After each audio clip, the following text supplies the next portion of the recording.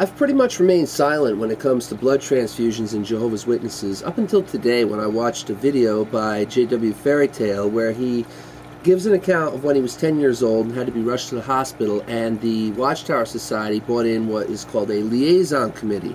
That is a group of officials that are supposedly experts in medical things such as blood, and they negotiate with the medical staff of hospitals to talk the medical staff out of giving, in this case, a 10-year-old boy, a blood transfusion.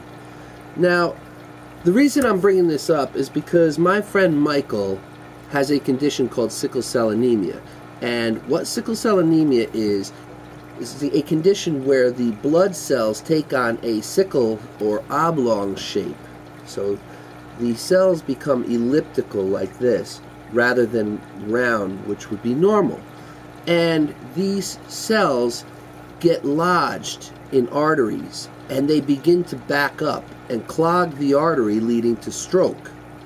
Now, this disorder is mainly among the African American community, where many African Americans carry the sickle cell trait.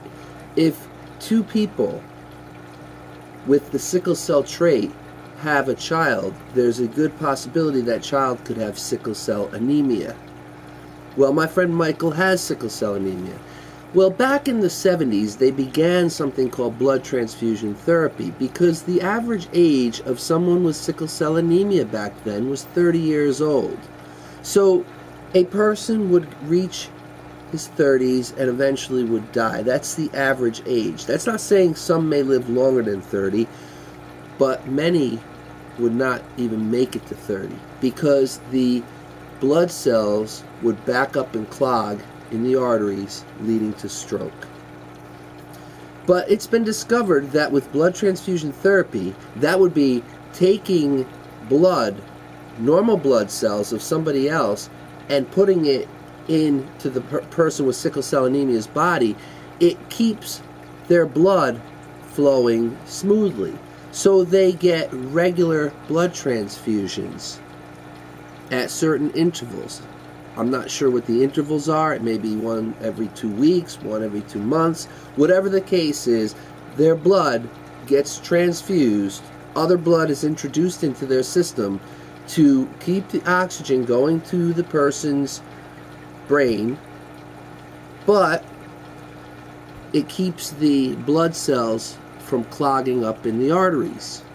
This is called blood transfusion therapy. Now, since blood transfusion therapy has been introduced to the sickle cell anemic community, the average lifespan has doubled well into the 60s.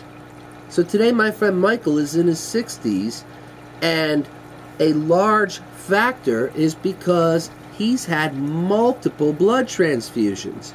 Now, I don't make my videos religious that much, but one thing I'd like to point out here is that Michael is a born-again Christian, and Michael is a man of integrity. I've known him longer than I've known any Jehovah's Witnesses, and he's an upright person. But I'm to believe, because he's had multiple blood transfusions, that he is somehow living outside of God's harmony?